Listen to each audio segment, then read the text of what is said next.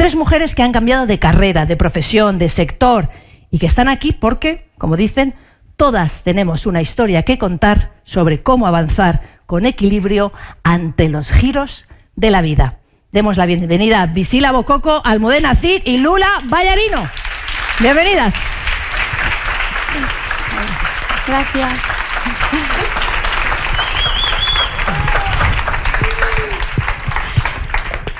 Ay, qué emoción.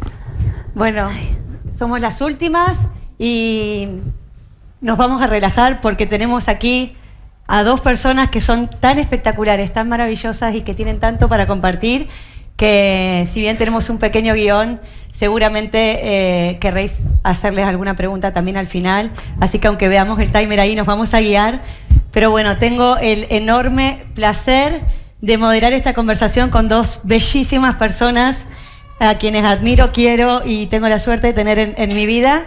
Y quiero presentarlas desde lo que, leyéndolo, porque hay tanto para decir sobre ellas que no quiero que se me escape nada de lo más importante sobre sus vidas. Visila Bococo es española, de padres africanos, es norteamericana de adopción, está radicada en Nueva York, tenemos la suerte de tenerla ahora en Madrid, con lo cual tenía que estar en este evento. Es considerada una de las 10 mujeres españolas más influyentes del mundo de los negocios. Fue directora ejecutiva de la Cámara de Comercio Española en Estados Unidos, por lo que conoce todo lo que hay que saber para vender en ese país, para exportar, para internacionalizarse, y así que en eso también la tenemos como referente. Y precisamente con esos conocimientos fundó su empresa actual, BBS, que es una agencia de desarrollo empresarial que representa marcas y empresas internacionales. Y es una defensora nata de valores como la paz, la ética y el respeto, y por eso lidera un proyecto llamado African Literacy Project, que es una organización sin ánimo de lucro cuya misión es promover la alfabetización de los pueblos africanos a través de bibliotecas. Así que bueno, es maravillosa. Les pido un aplauso para Visila y un agradecimiento por estar aquí. Gracias. Y Almudena Cid, ¿qué decir? ¿Quién no conoce a Almudena Cid? Es mundialmente conocida como una de las mejores gimnastas del mundo entero. Participó en 4 Juegos Olímpicos, nada más ni nada menos 4, siendo la única gimnasta rítmica del mundo que jugó 4 Olimpiadas. Además, la primera solo con 16 años, lo que hizo que fuera la más joven en llegar a una final olímpica también. Estuvo en 4 finales olímpicas hasta el año 2008, que decidió retirarse del deporte profesional con 21 años de carrera a sus espaldas, y centró su carrera ahora en la actuación, su carrera televisiva, en programas como El Hormiguero, en la radio como en Anda Ya, en el teatro, que de hecho yo fui a ver su última obra. Todas las womenalias deberíamos ir a ver la obra Ladies Football Club, que habla de la historia del fútbol femenino, espectacular, cómo cuenta los valores de las mujeres también en el deporte, con lo cual seguro que estáis de gira por algún sitio y tienen que ir a verla. Y es escritora también de libros infantiles y novelas infantiles hasta ahora, que ahora nos vas a contar un poquito más, donde ha ido plasmando sus vivencias e inspira a niñas a aprovechar y a disfrutar de este maravilloso deporte y de los valores que encarna. Así que gracias, Almu, te quiero mucho. Gracias por estar aquí. Un aplauso para Almudena Cid. Gracias. Bueno, vamos a empezar. Mujeres que rompen barreras, ¿no? Así se llama nuestro evento. Y si hay mujeres que rompen barreras en el mundo, creo que las tengo sentadas a mi derecha y a mi izquierda.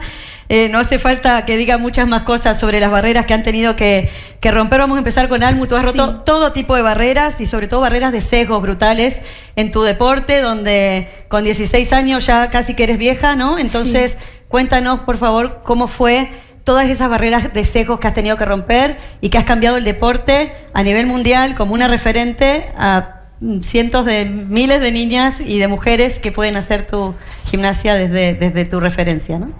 Buenos días, tardes ya casi. Gracias, Womenalia, también a la Fundación Telefónica y Amazon por la invitación. Para mí es muy emocionante estar aquí y sobre todo que recibir tu invitación, porque digo yo, ¿por qué? ¿No? Es como mujer emprendedora, es como que nunca te pones en valor hasta que un día, después de salir del teatro, nos ponemos a hablar y entonces entiendes el sentido, ¿no? de lo que me ha traído hasta aquí. Yo creo que una no es consciente cuando rompe barreras hasta que se encuentra los problemas. O sea, he roto barreras. Estuve muchos años intentando pelear y ahí es cuando te das cuenta de que después de conseguir el objetivo has roto las barreras, ¿no? Hasta que no has terminado de pelear. Y todo comenzó el día que sentí que era prescindible en la gimnasia rítmica.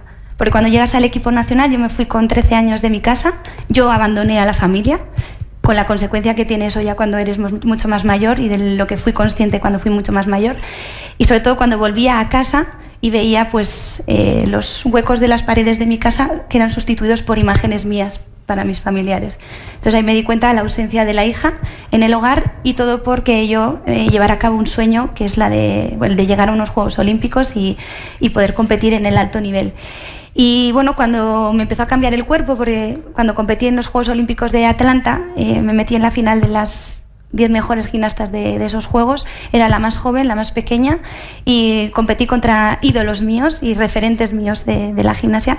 Cuando volví, tuve un mes de vacaciones, era la primera vez que tenía un mes de vacaciones, y me cambió el cuerpo. Engordé como 5 kilos, y me empezó a salir el pecho, mucho más pecho, me cambió el cuerpo, ya era una mujer. De hecho, cuando volví después de las vacaciones, hubo gente que me decía, joder, estás más guapa, es que estás diferente, ¿no? Y entonces me empecé a asustar, porque hasta ahora había ido todo muy bien, siendo como era.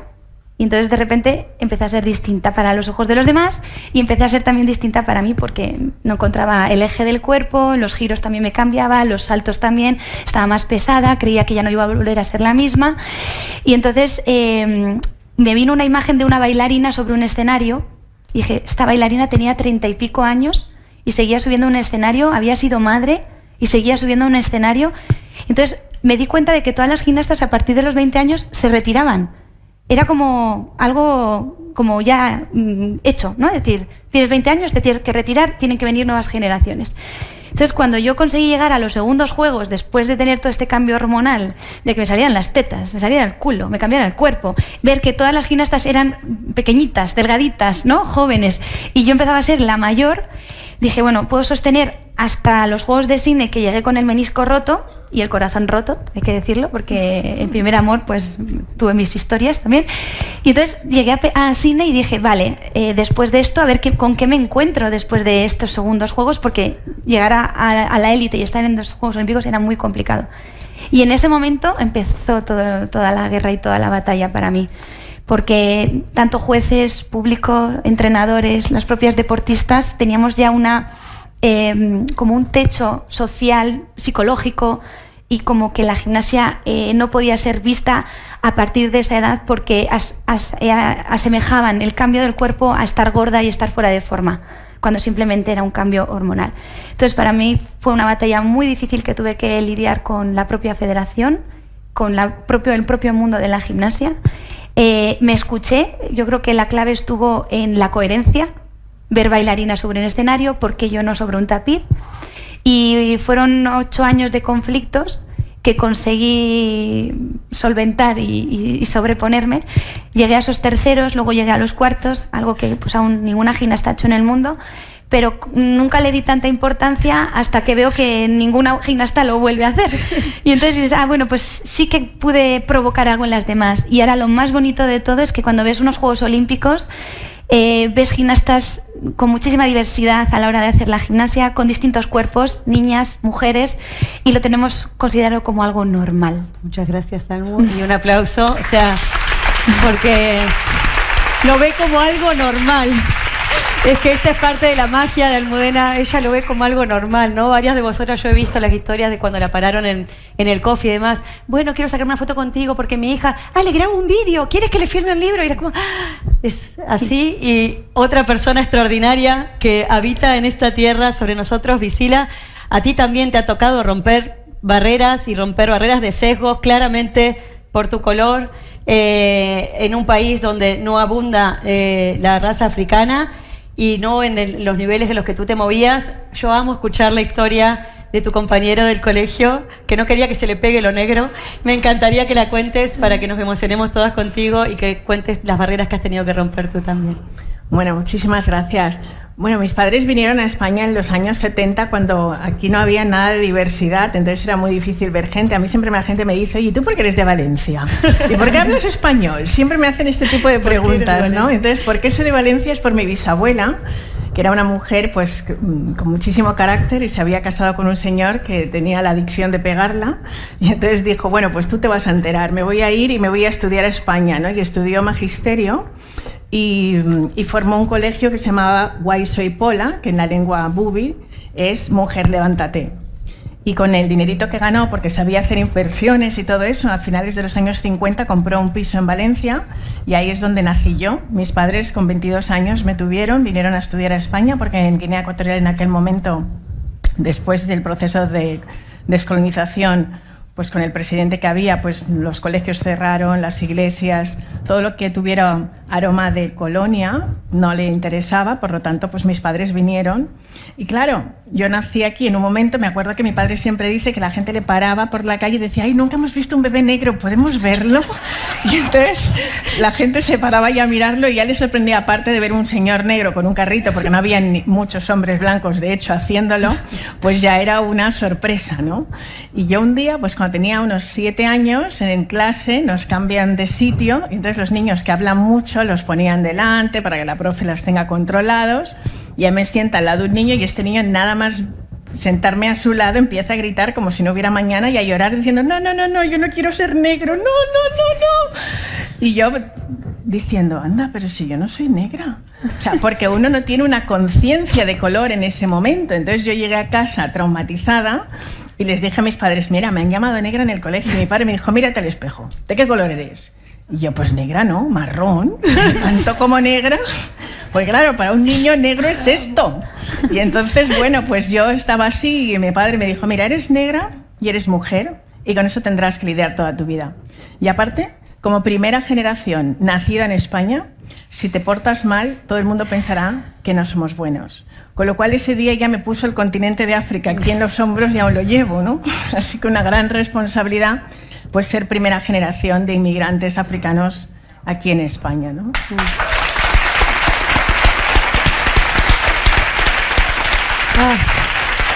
Ay, qué suerte tengo de estar aquí. Bueno, ahora vamos a seguir avanzando en esta historia y vamos a hablar de avanzar con equilibrio ante los giros de la vida. Luego veréis por qué estamos estructurando la conversación así. Ambas habéis roto barreras, pero también habéis tenido que avanzar con equilibrio ante los giros de vuestra vida, ¿no? Y Almu, en tu caso, dices que la retirada del reporte de alto rendimiento te dejó un vacío que tuviste que llenar a través de otras actividades y que fue el primer giro que dio tu vida, y como subtitulas, bueno, esto lo guardamos para dentro de un ratito. Sí. Es cierto, porque he contado antes que es desde el año 2000 al 2008 que me retiro, yo estuve elaborando mi retirada, o sea, fui consciente de lo difícil que es vivir luego fuera del deporte, porque lo había visto en otras compañeras, he vivido el suicidio de algunos compañeros y he sido consciente del vacío que deja el deporte de élite en las personas, en los deportistas, ¿no? Y sobre todo porque aunque preparas a conciencia, yo me acuerdo que dije, mi final quiero que esté a la altura de lo que ha sido mi carrera deportiva. Y me acuerdo que dije, va a ser en Pekín y va a ser besando el tapiz. Y sellando y creando un instante, un gesto que lo identifique para que cuando vuelva a acordarme de este momento me venga como con una imagen muy clara, ¿no? Ese momento de besar la superficie en la que me había estado manejando toda mi vida. A pesar de haber estado conscientemente elaborando ese final, no sabes lo que espera después, lo que te espera después. Fue un vacío, fue una falta de identidad, fue una sensación de no pertenecer a ningún lugar. De repente los médicos y los fisios que te están cuidando con tanto cariño desaparecen de tu día a día. Tu historial médico no te pertenece porque están en el Sant Cugat, en un centro de alto rendimiento. No sabes ni las patologías crónicas que tienes, salvo que vayas allí a los archivos y te los digan, que parece una tontería, pero existe. No tienes el entrenador que te dirija tu vida. Estás acostumbrada a que cada día te planifiquen qué toca hoy y qué hay que hacer mañana. Y ese momento de decir, vale, ¿para qué sirvo? ¿Para dónde voy? ¿Lo que hago está bien? No sé si me estoy equivocando. Quizás es una crisis existencial que se vive pues cuando uno pasa del instituto a la universidad, ¿no? Y como convives con tanta gente que luego pasan a trabajar, pues igual esa crisis no es de tanta magnitud como la que vivimos, que además ha sido referente a nivel mundial, ha recibido el aplauso, te han recibido a nivel institucional, has tenido premios, reconocimientos y de repente se apagan los focos y se apaga la vida. Estuve 3 meses, puedo decir que muy mal, no sé cómo describirlo en palabras porque eso solo se siente. Yo me acuerdo que le dije a mi entrenadora, necesito volver al gimnasio y sentarme al lado tuyo y ver la línea roja del tapiz y saber que me separa, que ya no soy la que era, que ya no volveré a estar ahí dentro, que ya no voy a poder defenderme con lo que tenía ahí dentro, porque mi valía y mi capacidad estaba cuantificada en cuanto a lo que yo hacía corporalmente. Y si yo ya no tenía esa herramienta, digo, ¿yo ahora qué puedo ofrecer? ¿Y yo ahora para qué valgo? ¿Y yo ahora qué puedo hacer? ¿No? Entonces, ese fue el primer giro importante en mi vida, que luego hizo que resurgieran muchas cosas de ese momento, porque cuando te encuentras contigo mismo en un momento así, eres muy sincera y dices, bueno, ¿qué puedo rescatar? Y mi abuelo jugó un papel muy importante en esta etapa, que luego si quieres la desarrollamos. Como la figura de vuestros abuelos. Sí. Pero ahí tomaste una decisión, ¿no? Sí, ahí hemos hablado mucho lo que me di cuenta es que mi capacidad creativa estaba ya en la gimnasia y inventaba elementos con los aparatos que no hacía ninguna gimnasta. Le pusieron en el código internacional mi nombre, tenía un valor en el código, en la ejecución.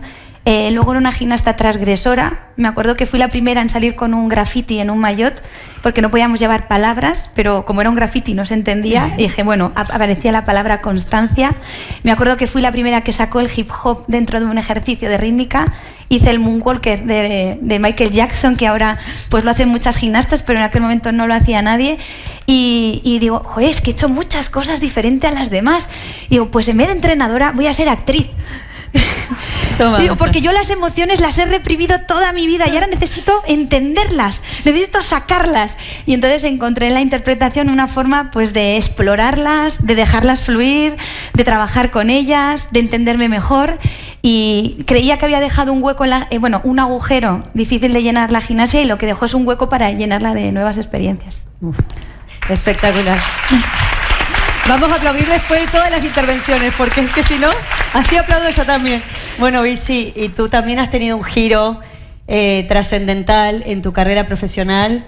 En tu libro lo llamas ese capítulo como la caída del Empire State, y te has reinventado, te has levantado de ahí. Me gustaría que nos cuentes cómo fue tu camino hacia Nueva York. ¿Cómo fue ese giro que te dio, este segundo giro, ¿no? El giro de ir hasta ahí, el giro cuando te encontraste ahí. Cuéntanos también la historia con tu madre y lo que dijo en ese momento, que nos encanta escucharlo, y también inspíranos con tu historia. Bueno, me he sentido súper identificada, Almo, contigo cuando has hablado de ese vacío, ¿sabes? Aunque has dicho no se puede escribir, lo he entendido perfectamente, ¿no? Y además tengo mucho en común contigo, porque yo quería ser actriz, pero mi padre me dijo, yo no he venido de África para que mi hija sea actriz.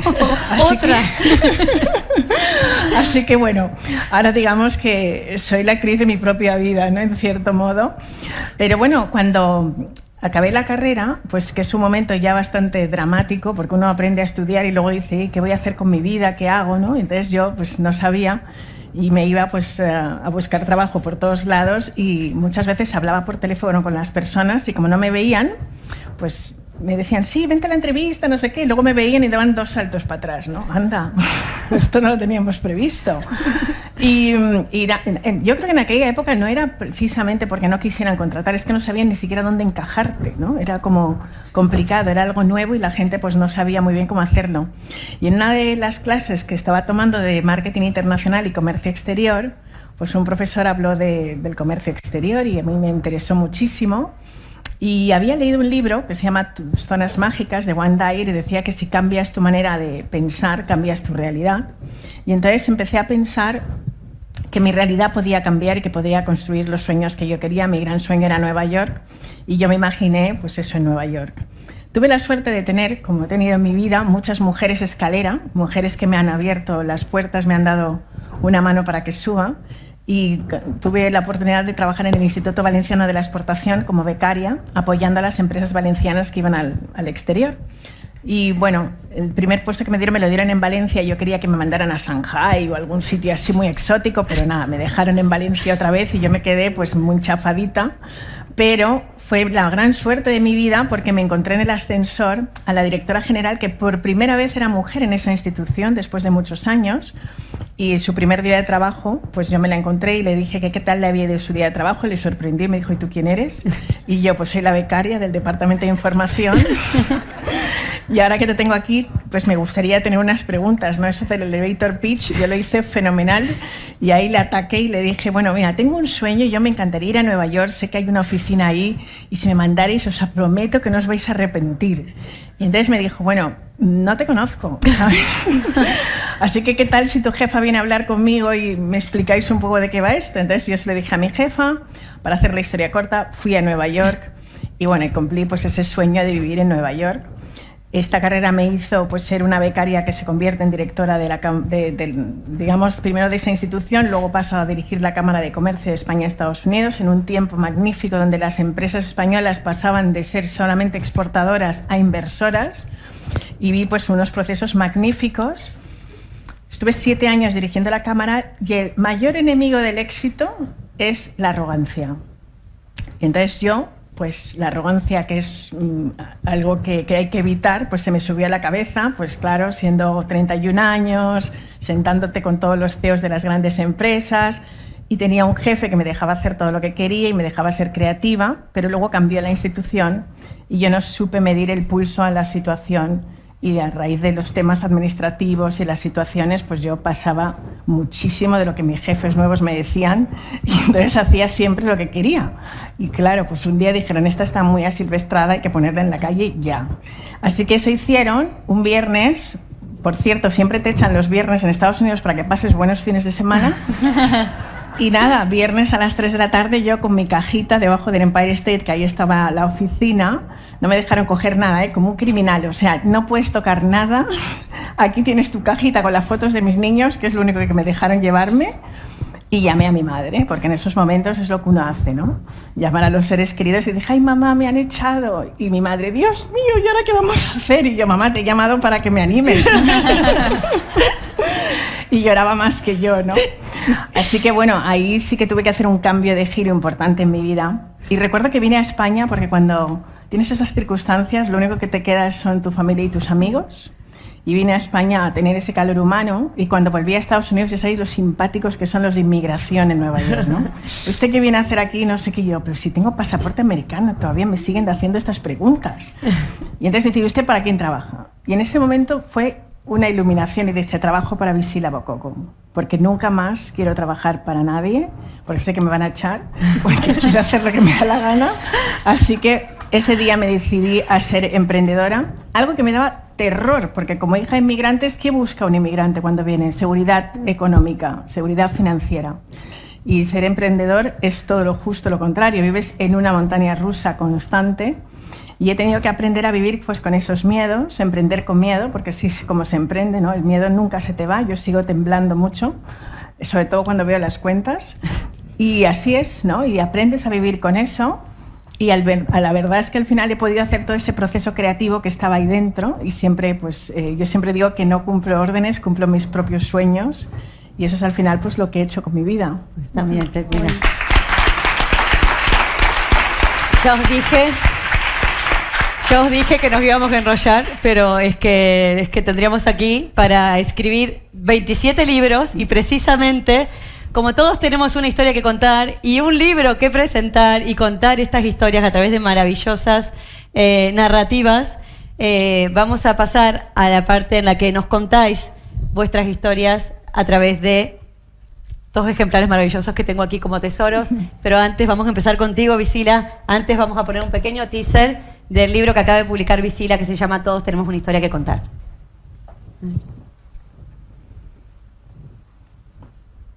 Supongo que está preparado en producción. If a word could show how I feel when I think of myself, the word will be love for everything there is to come, for every dream that lights up my soul. And if someone were to ask, where is the driving force behind my life, I would say my smile.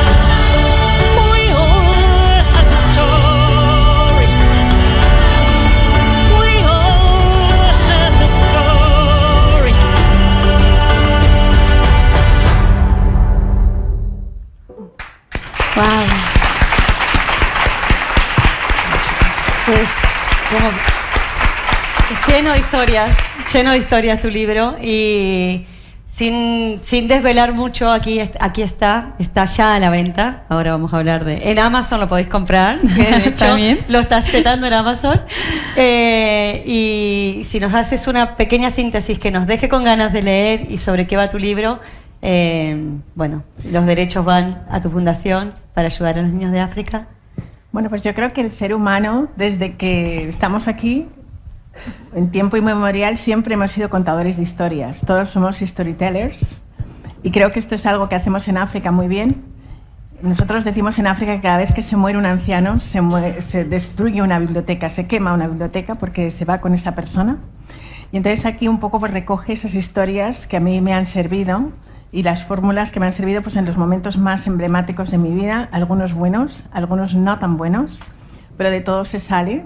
Y en realidad, bueno, pues son esas historias, hablo pues un poco de marca personal, del tema de la diversidad, de cómo emprender, pero contando una historia, ¿no? Así que bueno, de eso va el libro.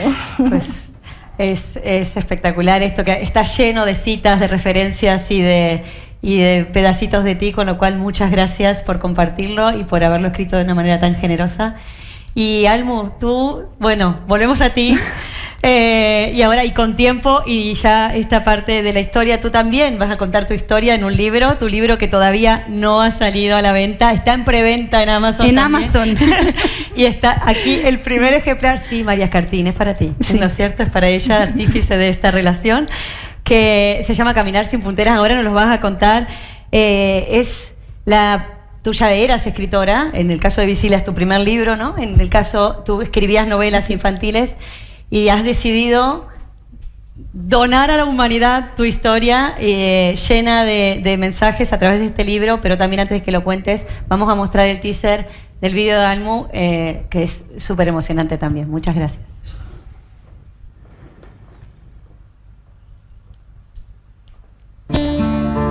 Me rompí. Un día mi mundo se vino abajo y el caos llegó de golpe, sin avisar. Nunca pensé que el dolor que provoca una ruptura fuera tan diferente al de la fractura de un hueso. Ese dolor intenso nunca lo había vivido antes. Sin embargo, aquella no era la primera vez que me rompía. Hay algo muy familiar en sentirte por los suelos, y es que sobre ellos bailé durante más de 2 décadas.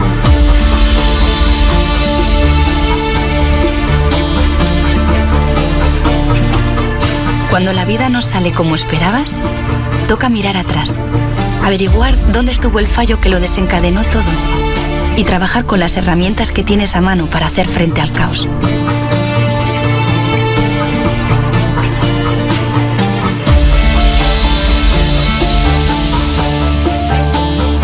Yo recurrí a mi experiencia en la rítmica para deshacer el nudo en el que se había convertido mi vida.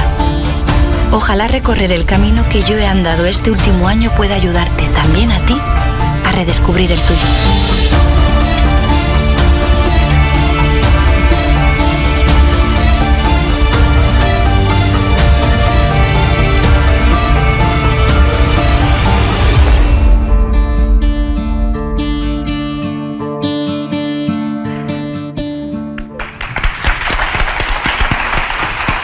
Gracias.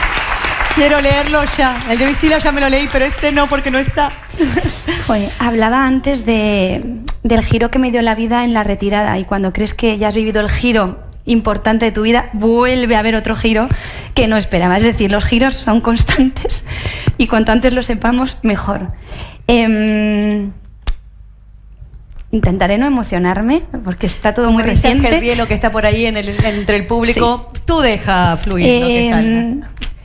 Para mí ha sido un año difícil porque es como que, fijaros que os hablaba de Pekín, de ese beso, y me ha salvado ese beso en Pekín. O sea, he tenido un año donde la ruptura de mi vida personal me destrozó, no lo vi venir, no sabía por dónde había llegado. Luego lo ordenas, la escritura ha sido muy sanadora, pero me di cuenta de que activé unos mecanismos inconscientes para salir de ese caos en el que me había visto envuelta, y tienen que ver con los aparatos de la gimnasia rítmica. No es casualidad que en el vídeo estén presentes, porque de la cinta aprendí que es un aparato que tiene que estar en constante movimiento. Si se para, no tiene sentido. Hay que moverse, tiene que estar constantemente moviéndose. Para mí subirme al escenario estando rota, sabiendo que rota, con un menisco roto, con una ciática, con una fractura de estrés, había salido a competir, me permitió seguir subiendo a un escenario y continuar. Porque ese instante que me podía ofrecer en un momento dado el escenario era un poquito de luz que me arrojaba para poder continuar. Entonces, en un momento de parálisis emocional, donde estás completamente paralizada, continuar fue para mí la herramienta más importante y eso lo aprendí de la cinta.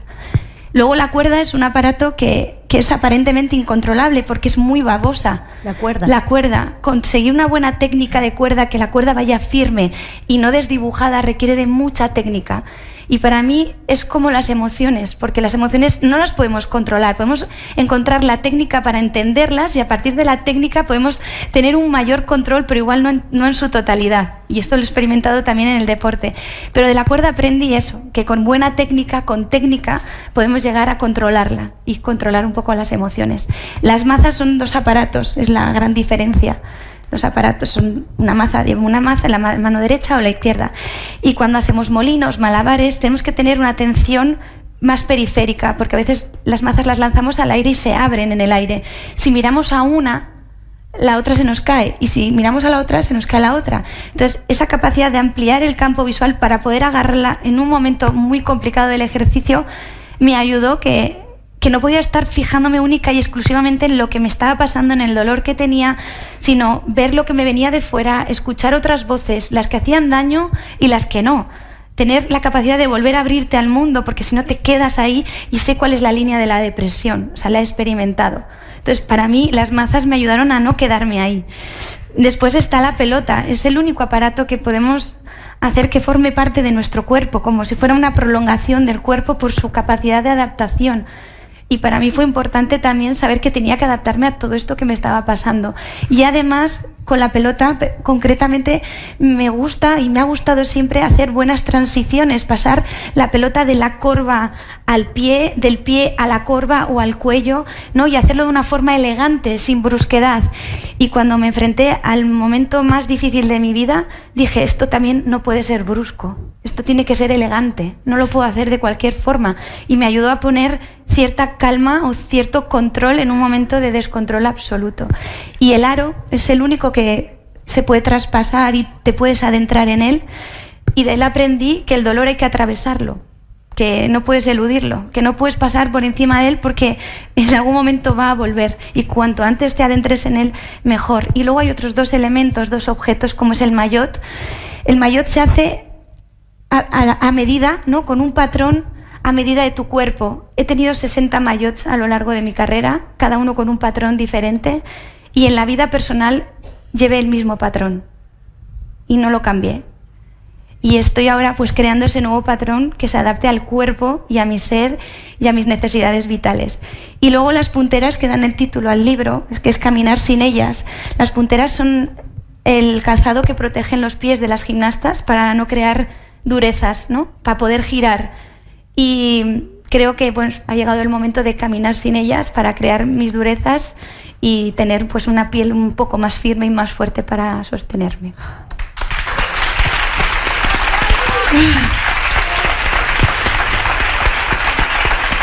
¿Cómo estamos? La verdad, estamos fuera de hora. Estáis todos aquí así, porque es que no se puede no estar de otro modo. Yo no quisiera privarles de la oportunidad de que le puedan hacer una pregunta o algo a estas maravillosas personas que están aquí. Por supuesto. A ver, preguntas. Mientras que ellas piensan en la pregunta, porque ya hoy pensad que vais o a comer tarde o ya casi merienda cena. Entonces, pero aquí, mientras pensáis vuestra pregunta, yo que soy la presentadora y además hago lo que me da la gana, pues soy la presentadora y cobro por palabra y entonces tengo que hablar, pues tengo 2 cruciales. Una, para Almudena, que ha creado un movimiento que se llama el CIT tostado. Sí, os lo explico. No, espérate, que lo voy a explicar yo porque lo está ensayando en mi casa. Que consta, imaginad, yo lo he ensayado en mi casa, eso se hace con una pelota, pero yo lo he hecho en la cocina, entre los 2 mostradores, porque es un espagat así para arriba y desplazas una pelota de una pierna a otra. Sí, mira. Yo lo he hecho con un repollo que no es lo mismo. Así que, Almudena, haznos este si quieres ya. Que, Sí, mira, tú has dicho un espagat. No, pero es más importante. Es más importante porque se dobla para arriba. Para que la pelota ruede hay que hacer una rampa. Es si no, una la rampa. pelota no rueda. Ahí me ha fallado lo de la rampa. La rampa. Que yo no llego a la rampa. Tú no estabas dentro del guión. Sacad un repollo, una lechuga o algo. Entonces, me voy a quitar la chaqueta. ¿En serio? Entonces, la historia es que tú, con la pelota, Claro. la metes debajo, Sí, sí, la es- colocas sí. aquí, en el flex, Sí. ¿vale? Entonces, lo único que hay que hacer es apoyar las manos, bajar la cadera Claro. para poder subir la pierna, Ah, estirar pues eso. y que ruede. Eso. Y Pues es que yo lo estaba haciendo mal. Claro. Yo lo estaba haciendo mal porque lo de no bajaba la cadera. Lo demás clavado, clavado. El repollo desliza peor. Me voy a hacer con una pelota. Mi pregunta es que, como ya has visto, esto de tener tu propio movimiento, esto mola, lo has patentado. Sí. Esto es, como es una pregunta interesantísima. Lo has patentado y lo haces por casa así solo para decir, esto es mío. No, y la no. que lo haga me lo está copiando. Lo más bonito es que ahora también estoy haciendo masterclass para recuperarme. Me he vuelto a unir a la gimnasia, ¿no? Para recuperarme al Almu que yo era antes y que había olvidado. Y entonces en esas masterclass vinieron un grupito de niñas ucranianas que estaban aquí en casas de familias y entonces hubo una niña que me dijo en ucraniano, pero bueno, me lo tradujeron, y dicen, quiero aprender el cid tostado. Y le digo, a ver, no se aprende en un día. Es decir, yo te puedo decir la técnica, que tienes que colocar la cabeza, que tiene que pasar la pelota con la cabeza para que pueda hacer la rampa y la guía. Y entonces la niña fue repitiéndolo y repitiendo. Y entonces se quedó como con las ganas de que no le salió y la frustración. Y dije, con trabajo lo vas a conseguir. Es una cuestión de repetir y de sentir.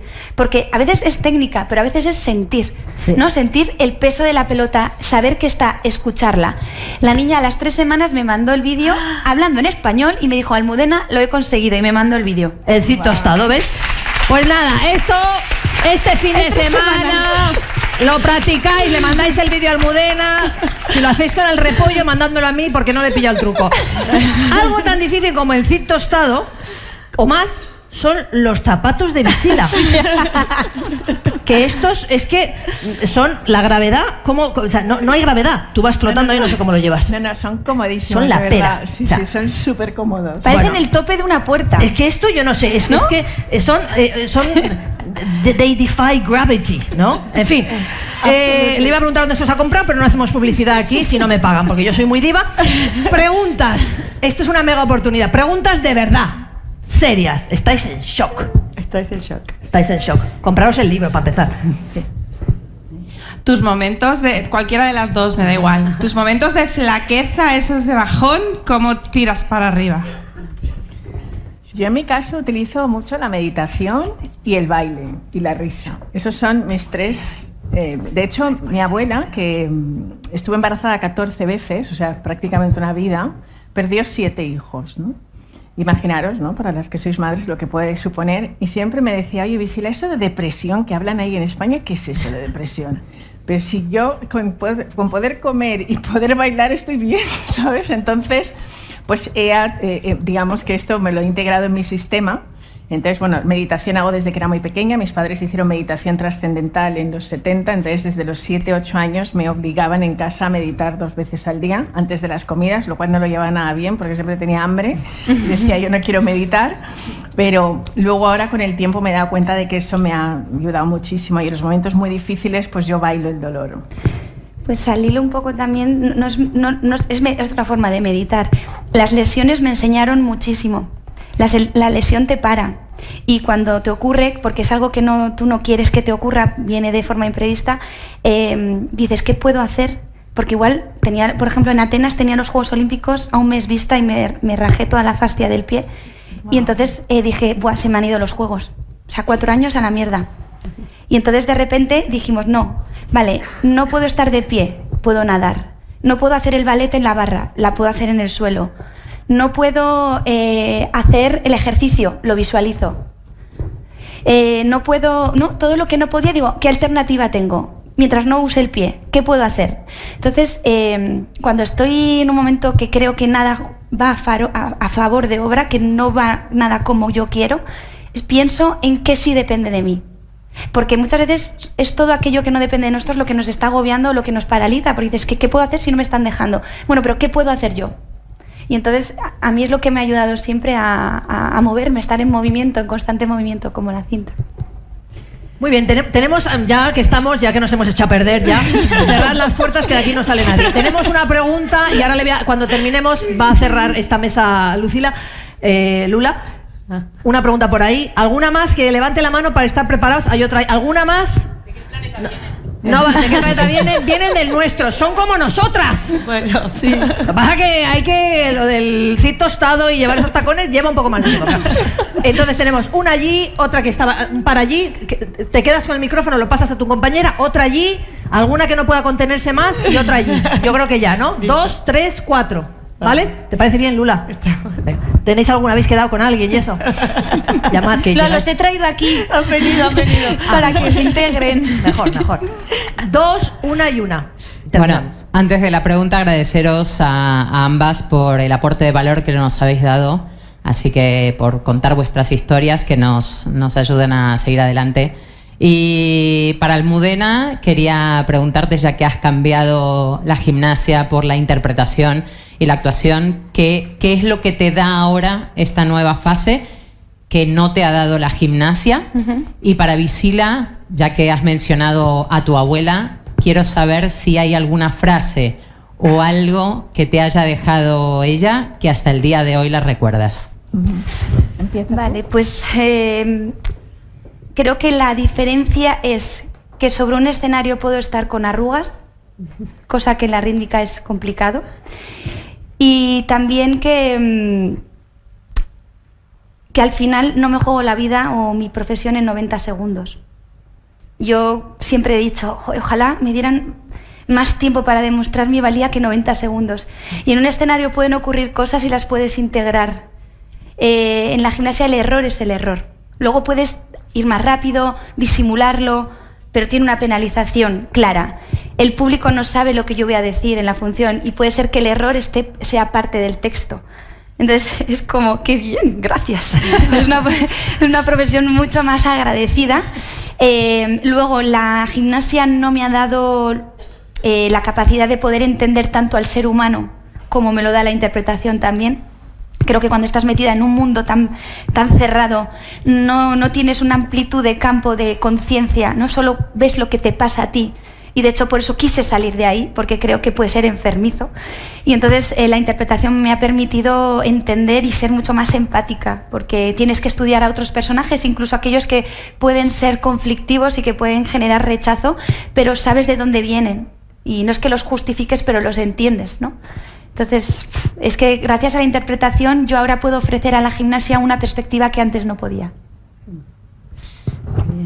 Bueno, pues cuando pienso en mi abuela, una de las frases que más se me ha quedado es cuando un día le dije que había un chico que yo le gustaba y le dije, ay, que es que es muy feo. Y me dijo, Visila, ¿cómo puedes decir que alguien que respira es feo? Y eso se me ha quedado desde entonces. Tenía 12 años o así y siempre pienso que todas las personas son bellas gracias a ella. Ay, qué bueno. Muchas gracias.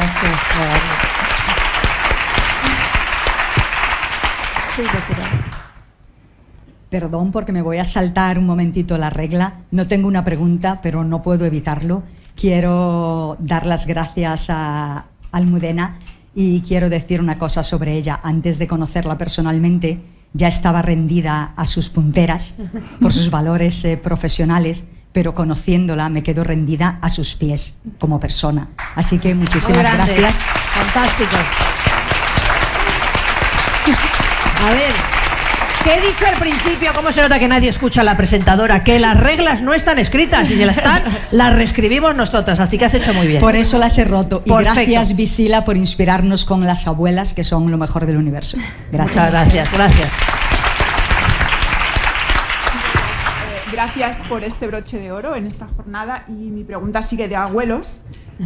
Cuéntanos, Almudena, cómo inspiró tu abuelo ese momento. Pero es que cuando pienso en mi abuelo, es abuelo el disolvente. Mi abuelo fue poeta, rapsoda, guía turístico. Bueno, se rastreaba todo el campo y cogía todas las cosas que veía que no pertenecían al campo y las reciclaba y creaba monigotes, esculturas.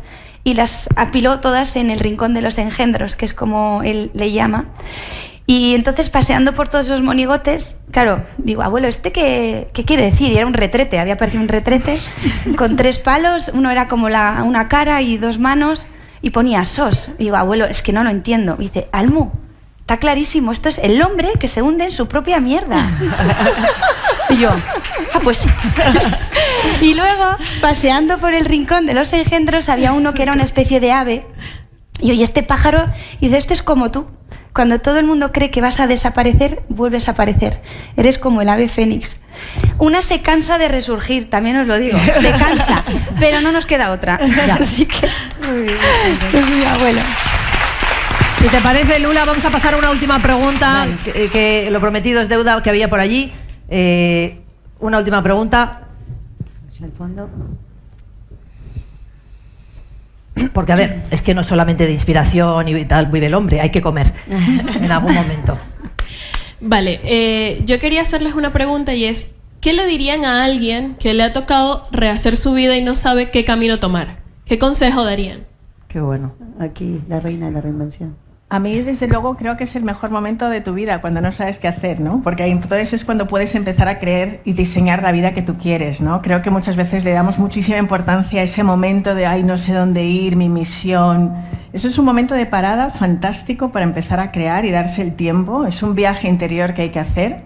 Y yo creo que aquí no hay que presionarse demasiado, ¿no? Y que es importante, pues, pasar ese momento. Yo los he tenido muchas veces y a veces los llamo la noche oscura del alma, porque estás ahí que no sabes muy bien a dónde ir, pero cuando los pasas, los trasciendes, y además creo que siempre están las claves en 2 puntos fundamentales. Uno es volver a la infancia y ver qué es lo que a ti te llamaba la atención, qué es lo que querías ser, ir construyendo desde ahí, desde el principio.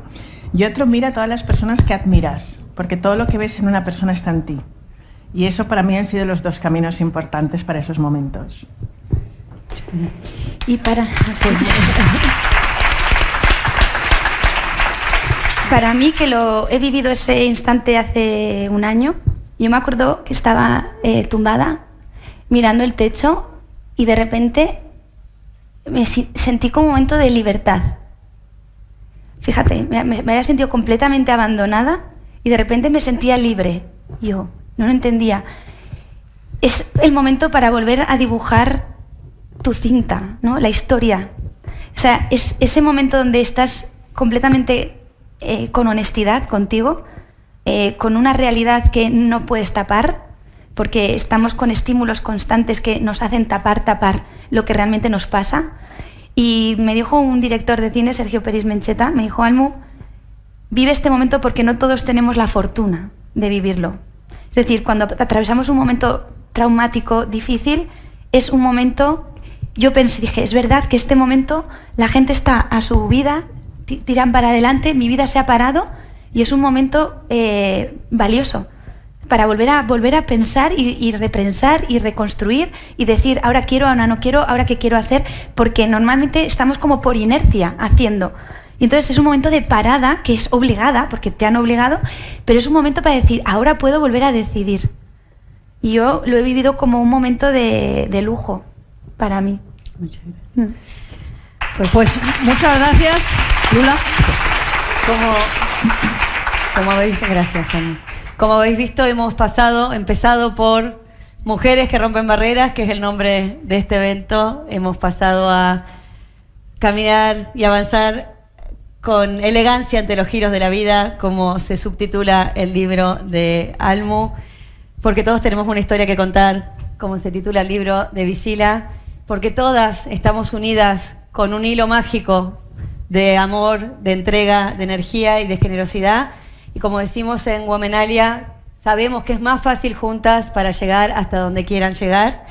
Me alegro muchísimo de haber podido cerrar esta jornada y espero verlas pronto. Esperamos verlas desde todo el equipo en el resto de eventos que tenemos este mes y todos los meses, ayudándolas a llegar muy lejos. Muchísimas gracias. Muchas gracias, Lula. A ver. No te equivoques. Que serás muy directora general de Womenalia, pero aquí la que cierra los eventos soy yo. Soy fan de póster de esta mujer. ¿Le podemos dar un aplauso a esta mujer?